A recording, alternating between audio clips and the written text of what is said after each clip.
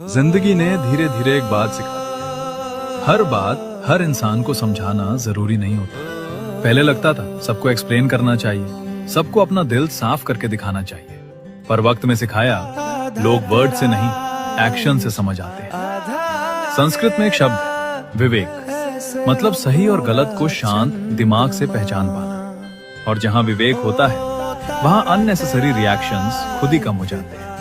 इसलिए अब ना हर बात का जवाब देता हूँ, न हर इंसान को अपना समझता हूँ। बस ऑब्जर्व करता हूँ, सीखता हूँ और फिर अपनी बाउंड्रीज बना लेता हूँ। क्योंकि मैच्योरिटी का मतलब सिर्फ समझदार होना नहीं, कभी कभी खुद को बचाना भी होता है।